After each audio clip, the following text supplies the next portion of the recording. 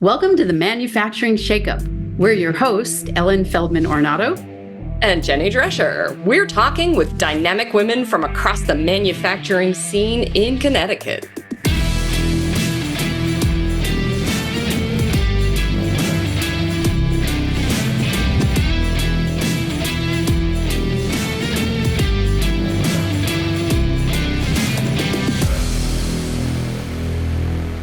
Have you ever faced a pivot point in your career, like you knew you needed to take a leap and you weren't really sure if the time was right or how it was all going to work out? For me, only my Fitbit knows for sure if I'm ready to take a leap. But today we're going to be talking with Kristen Tangarone, and she's going to talk with us about the leaps that she's taken and how her career has unwound and to put her in the place she is today. Hi, Kristen. Welcome to the Manufacturing Shakeup. Hello. Thank you for having me. Nice to see you both. Oh, you're welcome. So great to have you with us. So as we're kicking off today's episode, I just have to ask right away, what was the leap you took?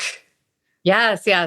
So I had a job with a company in Bloomfield, Connecticut, that I worked with them for a total of 20 years. And I stepped away from that role in 2019. So for me, taking the leap was taking a leap out of my comfort zone, going away from everything that I knew and loved in an organization that treated me fantastic. And I had an amazing team to work with, and really deciding that I wanted to try something different. Okay. And was that a manufacturing firm? So we were a distribution company. They are still a distribution company. So distribution at its heart is reselling a manufacturer's products. But what was special about them was they were able to capitalize on taking the parts that they would once just resell and determining how we could in-house manufacture that for them so that we sold them a finished good. And it was a model that has worked very well in terms of taking away from the end, the person who is ultimately going to be manufacturing, and us taking on that labor for them and the responsibility of the value stream and all of the aspects of contract manufacturing that it comes along with it. So It became down a little bit further. Yeah, I'm sorry to interrupt, but can you just break that down a little further? Because here's why. Some of our listeners, are newer to manufacturing. And so can you just sort of break down some of the internal lingo that I just heard and put it slightly more in layman's terms for our friends who may be new in industry? Absolutely. So a distribution company is at its core a company that is reselling for other manufacturers. So they would essentially have contracts with a specific manufacturing company who sold, let's say, a valve or a series of valves. And then you wouldn't call that manufacturer directly to purchase it. You would call somebody like the company that I worked for. And so we would then sell that to you as the third party. And so our business was primarily just that, having 50, 60, 70 manufacturers for whom we resold their products. What we ultimately ended up doing was transitioning the business away from sole distribution to what we were calling contract manufacturing. And the idea was that everybody was doing something with those products that we ultimately were reselling to them. Whether they were the end manufacturer or they were reselling it again, what is happening to that at the end of that? When they actually get that in their hands, and was that something that we could do for them instead? Gotcha. So the idea behind contract manufacturing is that we're not necessarily a manufacturer in a traditional sense. However, we are taking on the burden of creating the end product for you with the products that we would typically just resell to you. So to make it really simple, we sell widgets A, B, C, and D. So we can sell them to you separately, or if we know that you need this finished product, we can assemble them for you and send you the finished composite of those four pieces so that you have less to do on your side when you receive it. Exactly. Yeah. So during my tenure with the company, we really grew out that portion of the business, which really got me involved in what I consider to be a manufacturing environment. So, Mhm. we had a production floor and a production supervisor and did scheduling. And obviously, supply chain is a huge piece of that. So, we really got into it, and they still are very much thriving in that area now. So, Okay. So that was 2019. yep. Yep. And you decided to defy gravity Yes. and take the leap. I took the leap. Of course, we had a little pandemic thrown in there. That old thing. Yeah, no, that old thing. That didn't impact anybody really, but Yeah, so overstated. yes, yeah. But so during that time, I was in transition mode, meaning I was on the market trying to figure out what that next opportunity was going to be for me. And I had a lot of ideas when I took my leap.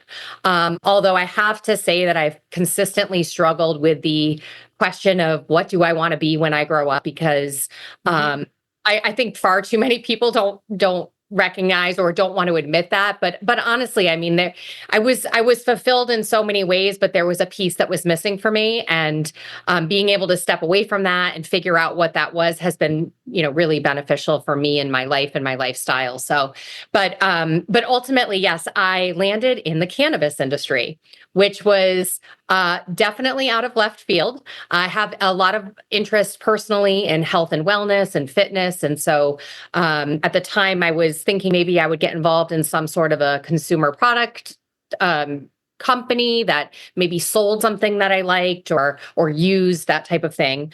And here in Connecticut, we were on the cusp of becoming a state that not just had a medical market, but was being sold publicly to the adult population. And the opportunity presented itself through networking. And so there I was in the beginning of, it was actually middle of 2020 that I started working for a cannabis company. And so I was running there. I was doing virtually a similar business model in terms of operations. I was running the business, but I was doing it for a cannabis manufacture and grow facility. So, Okay. So I find that industry so fascinating because it's everything from growing the thing to picking and sorting and then packaging, and then there's a retail component to it, right? So exactly. what was it like working for a company that was really full life cycle on a product? It was really fascinating, very fascinating. I didn't know a whole lot about, how to grow the plant, take care of the plant, process the plant prior to working there. And so although I had the business piece of it nailed down and how to keep the business flowing, that learning about the plant itself was all very challenging and new to me. So that was definitely something that enticed me to get into that role. In terms of cannabis, what I found was that it is very much a manufacturing business. And I thought that was a really interesting parallel, knowing where I had come from, because I think people hear distribution and cannabis and you think, oh gosh, how it's so different.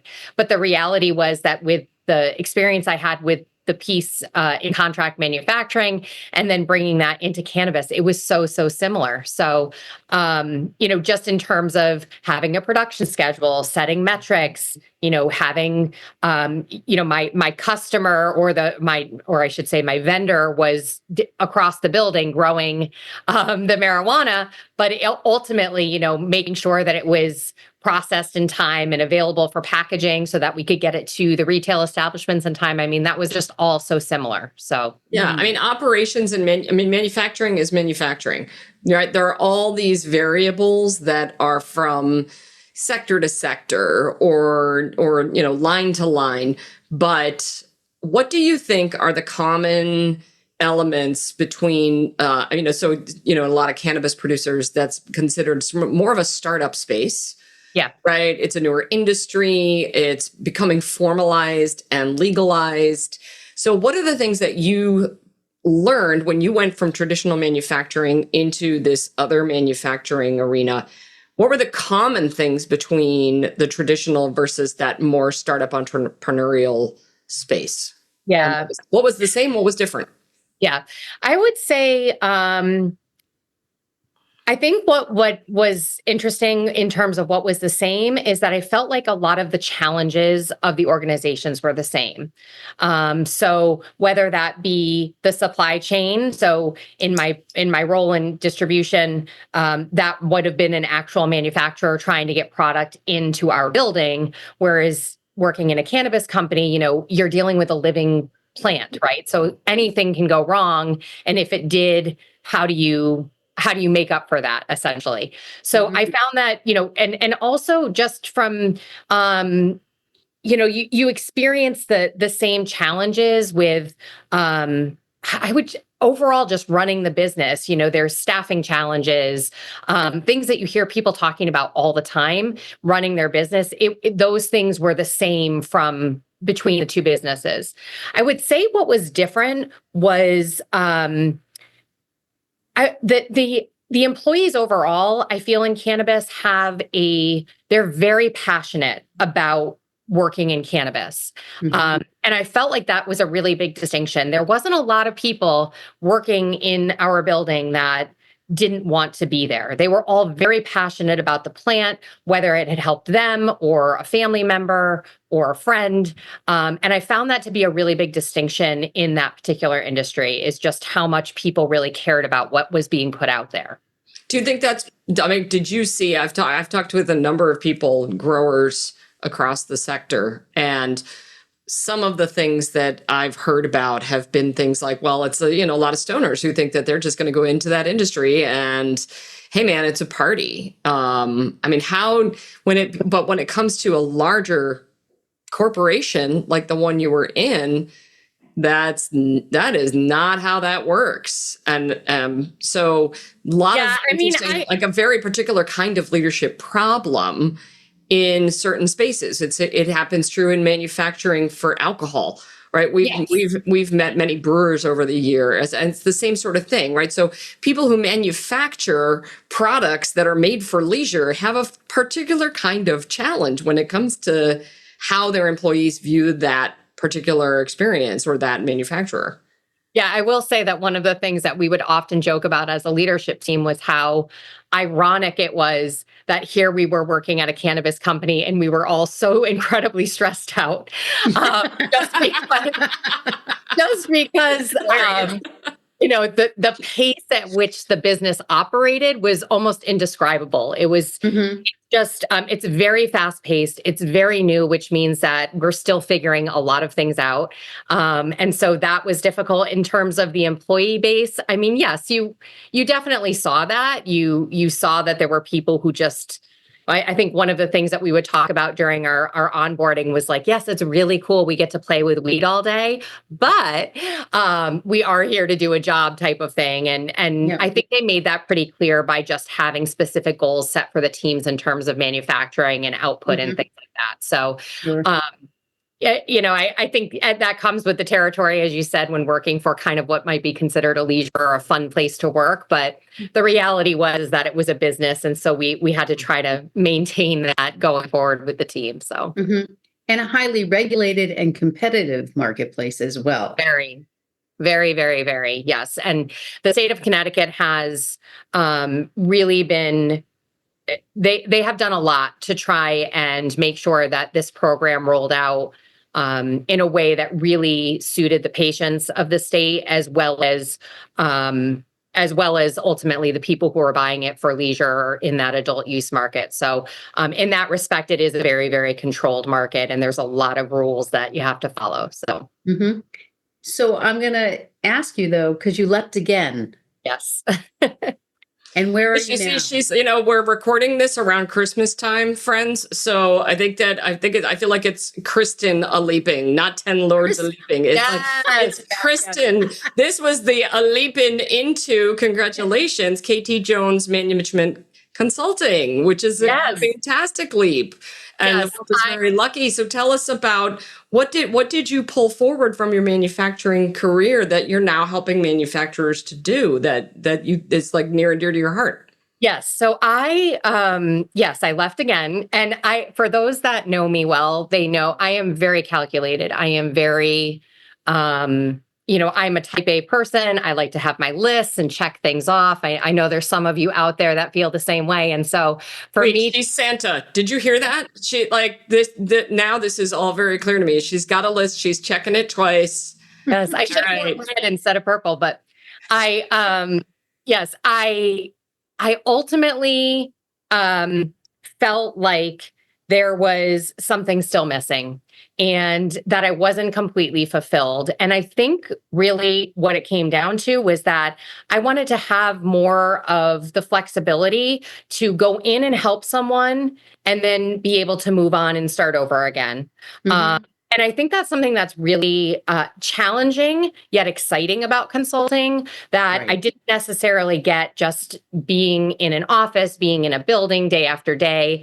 I really, really enjoy teaching and coaching and mentoring. And so for me, having the opportunity to teach somebody something that I may have learned or that they're not aware of is really important to me. So I think that was part of what drove me to do it. I will say that taking the leap from, a 9 to 5 job, or should I say like 7 to 10, 11 p.m. job, really was predicated on the fact that I had been able to prove to myself that the job that I did at the company that I spent so many years at and the job that I was doing at a cannabis company were so similar in nature that I knew it gave me the confidence that I needed to know that my skills were in fact ones that I could show people and teach people and know that I had something that I could take with me and share with others. So I Mhm. think that's what made me make this leap.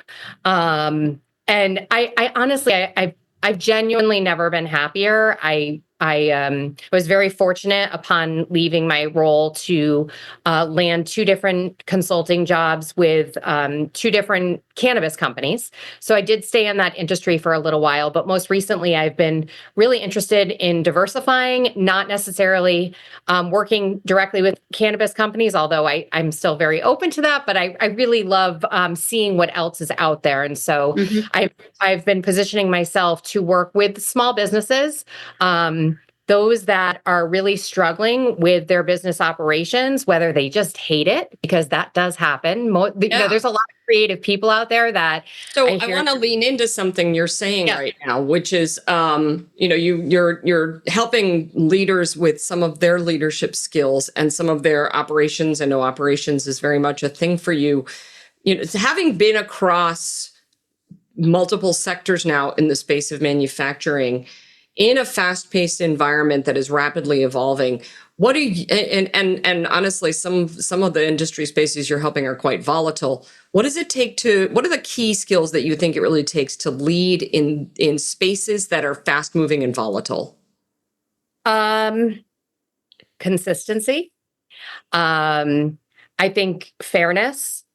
I think you have to set expectations for your team.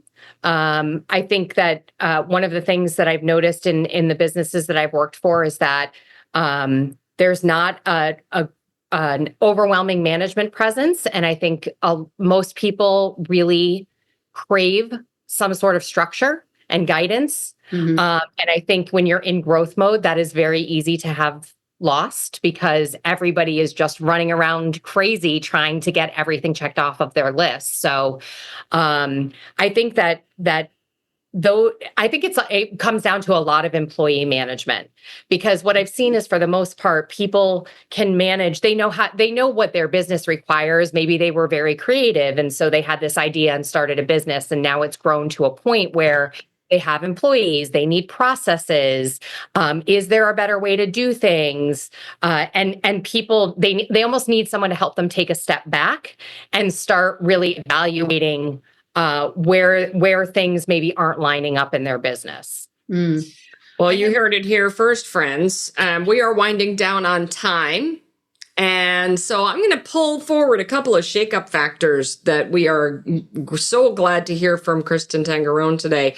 One shakeup factor is if you are an employee and you are presently considering moving from one kind of manufacturer to another kind of manufacturer, keep in mind that the challenges across business tend to be the same.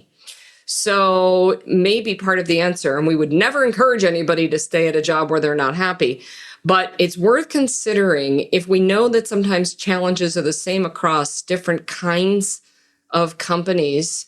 Consider what is going to help you personally be clear and grounded in what matters most to you, so that when you're facing those challenges, you don't feel like you're bumping up against a wall over and over, that you're bringing your best self to any game, no matter what kind of space you're in. I'm taking that from Kristen because I'm picking up that she personally is very consistent in how she uses her knowledge from one place to the next. Shake-up factor 2 that I'm hearing is what are you doing to build yourself outside of your workplace? So I heard Kristen describe where she felt like she had been doing a day in, day out sameness, and that she started to stretch to look for something else. So in your life, where are you looking at your opportunities for stretch? Where are you looking at the things that will light you up, so that if you're starting to get into a funky space where you're feeling like, man, I'm doing the same thing every day, you can shake yourself up a little bit. You can do something more. And then shake up factor number 3 is if you are in an industry, I would say actually, whether you're in a volatile space or not, consistency is really key. Really finding that space when you're a leader where you're consistently showing up for your employees, managing your employees. And that, of course, aligns deeply with our little hearts at Boulder Company, because we're all about making sure that we stay on a steady beat. And so hopefully you are finding that for your own self and your life as well. Kristen Tangarone, thank you for spending time with us today on the Manufacturing Shakeup. We appreciate you bringing your wisdom to our audience. Absolutely. Thank you so much for speaking with me. Love talking to you guys. Thanks, Kristen. The Manufacturing Shakeup is sponsored by the Connecticut Office of Manufacturing, produced by Maselli Productions and Gale Communications, and hosted by the Boulder Company.